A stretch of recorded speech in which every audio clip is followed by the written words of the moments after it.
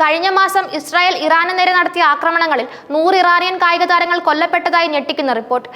Iran sports deputy മന്ത്രി Muhammad Sherwin അസ്ബാഗിയനെ ഉദ്ധരിച്ച് തസ്നീം വാർത്താ ഏജൻസിയാണ് ഈ വിവരം പുറത്തുവിട്ടത്. പശ്ചിമേഷ്യയിൽ ആഴമേറിയ സംഘർഷങ്ങൾക്ക് വഴിയൊരുക്കുന്ന ഈ ആക്രമണങ്ങളിൽ കൊല്ലപ്പെട്ടവരുടെ മൊത്തം സംഖ്യ 1062 ഉയർന്നതായും 5800 പേർക്ക് പരിക്കേറ്റതായും കഴിഞ്ഞയാഴ്ച ഇറാനിലെ മാർട്ടർ ആൻഡ് വൈട്രൻസ് അഫയേഴ്സ് ഫൗണ്ടേഷൻ അറിയിച്ചിരുന്നു. ജൂൺ 13-നാണ് ഇസ്രായേൽ ഇറാന് മേൽ സൈനിക നടപടി ആരംഭിച്ചത്. രഹസ്യമായി ആണവായുധ നിർമ്മാണവുമായി ഇറാൻ മുന്നോട്ട് പോകുകയാണെന്നായിരുന്നു ഇസ്രായേലിന്റെ ആരോപണം. ഈ ആരോപണങ്ങളെ ഇറാൻ തുടർച്ചയായി നിഷേധിച്ചിട്ടുണ്ടെങ്കിലും ഇസ്രായേൽ സൈനിക നടപടിയുമായി മുന്നോട്ട് പോകുകയായിരുന്നു. നിരവധി സൈനിക കമാൻഡർമാരും ആണവ ശാസ്ത്രജ്ഞന്മാരും കൊല്ലപ്പെട്ടതായി നേരത്തെ റിപ്പോർട്ടുകൾ വന്നിരുന്നു.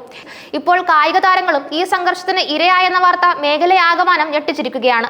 100 കായിക താരങ്ങളുടെ മരണം ഇറാനിലെ കായിക ലോകത്തിന് വലിയൊരു നഷ്ടമാണ് വരുത്തിവെച്ചിരിക്കുന്നത്. മരിച്ച കായിക താരങ്ങളെ കുറിച്ചുള്ള വിശദാംശങ്ങളോ അവർ ഏത് കായിക ഇനങ്ങളിൽ നിന്നുള്ളവരാണെന്നോ ഇതുവരെ പുറത്തുവിട്ടിട്ടില്ല. ആക്രമണങ്ങളിൽ അവർ എങ്ങനെയാണ് കൊല്ലപ്പെട്ടതെന്ന കാര്യത്തിലും വ്യക്തതയില്ല.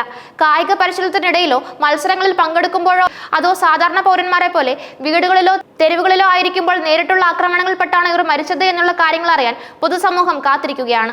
ഈ മരണങ്ങൾ കായിക ലോകത്ത് മാത്രമല്ല ഇറാനിയൻ സമൂഹത്തിൽ മൊത്തത്തിൽ ഒരു വലിയ സൃഷ്ടിച്ചിട്ടുണ്ട്.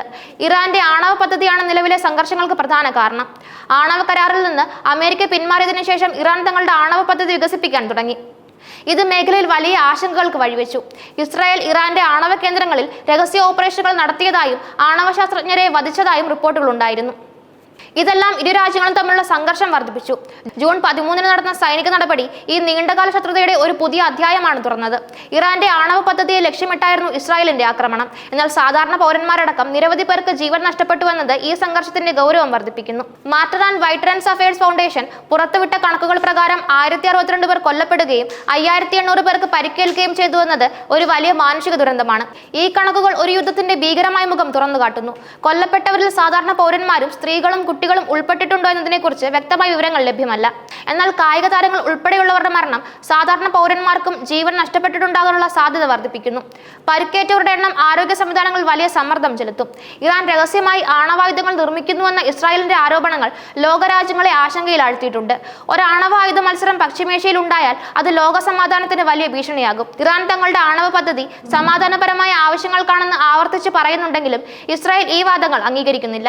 ഈ സംഘർഷത്തിൽ ലോകരാജ്യങ്ങളുടെ പ്രതികരണങ്ങൾ സമ്മിശ്രമാണ്. ചില രാജ്യങ്ങൾ ഇരു പാർട്ടികളോടും സംയമനം പാലിക്കാൻ ആവശ്യപ്പെടുന്നുണ്ട്. എന്നാൽ ചില രാജ്യങ്ങൾ ഇസ്രായേലിന്റെ നടപടികളെ പിന്തുണയ്ക്കുമ്പോൾ മറ്റു ചിലർ ഇസ്രായേലിന്റെ ആക്രമണങ്ങളെ അപലപിക്കുന്നു. ഐക്യരാഷ്ട്രസഭയും മറ്റ് അന്താരാഷ്ട്ര സംഘടനകളും സംഘർഷം ലഘൂകരിക്കാൻ ശ്രമിക്കുന്നുണ്ടെങ്കിലും കാര്യമായ പുരോഗതി ഉണ്ടായിട്ടില്ല. ഈ സംഘർഷം പശ്ചിമേഷ്യയിൽ പുതിയ അസ്ഥിരതകൾക്ക് വഴിയൊരുക്കിയിരിക്കുകയാണ്. മേഖലയിലെ മറ്റു രാജ്യങ്ങളിലും ഇത് വലിയ പ്രത്യാഘാതങ്ങൾ സൃഷ്ടിക്കാൻ സാധ്യതയുണ്ട്. ഒരു വലിയ യുദ്ധം ഒഴിവാക്കാൻ അന്താരാഷ്ട്ര സമൂഹം കൂടുതൽ ശക്തമായ നടപടികൾ സ്വീകരിക്കേണ്ടതുണ്ട്. നിലവിലെ സാഹചര്യം പശ്ചിമേഷ്യയെ കൂടുതൽ പ്രക്ഷുബ്ധമാക്കാനാണ് സാധ്യത. ഇസ്രായേൽ തങ്ങളുടെ ആക്രമണങ്ങൾ തുടരുമോ അതോ വെടിനിർത്തലിന് തയ്യാറാകുമോ എന്നത് വ്യക്തമല്ല. അതുപോലെ ഇറാൻ എങ്ങനെ പ്രതികരിക്കുമെന്നതും നിർണായകമാണ്. ഇറാൻ തിരിച്ചടികൾ തീരുമാനിക്കുകയാണെങ്കിൽ അത് മേഖലയിൽ ഒരു വലിയ യുദ്ധത്തിന് വഴിയൊരുക്കും. ഈ സാഹചര്യത്തിൽ നയതന്ത്രപരമായ ചർച്ചകൾക്ക് വലിയ പ്രാധാന്യമുണ്ട്. ഇരു രാജ്യങ്ങളെയും ഒരു മേശയ്ക്ക് ചുറ്റും കൊണ്ടുവരാൻ അന്താരാഷ്ട്ര സമൂഹം കൂടുതൽ ശ്രമിക്കേണ്ടതുണ്ട്. ആണവ ഭീഷണി ഒഴിവാക്കുന്നതിനും മേഖലയിൽ സമാധാനം സ്ഥാപിക്കുന്നതിനും ഒരു സമഗ്രമായ പരിഹാരം കണ്ടെത്തേണ്ടത് ആവശ്യമാണ്. അല്ലാത്ത പക്ഷം ഇസ്രായേൽ ഇറാൻ സംഘർഷം ലോക സമാധാനത്തിന് വലിയ ഭീഷണിയായി മാറും. ഇതിനിടയിൽ കായിക താരങ്ങളടക്കം നിരപരാധികളായവരുടെ ജീവൻ നഷ്ടപ്പെടുന്നത് ഈ സംഘർഷത്തിന്റെ ഏറ്റവും ദുഃഖകരമായ വശമാണ്. യുദ്ധങ്ങളെന്നും നിരപരാധികളെയാണ് വേട്ടയാടുന്നത്. ഇങ്ങനെയുള്ള സാഹചര്യങ്ങൾ ആവർത്തിക്കാതിരിക്കാൻ ലോക നേതാക്കൾ ഉണർന്നു പ്രവർത്തിക്കേണ്ടതുണ്ട്. പശ്ചിമേഷ്യയിൽ സമാധാനം പുനഃസ്ഥാപിക്കാൻ കഴിയുമോ എന്ന ചോദ്യം നിലനിൽക്കുകയാണ്.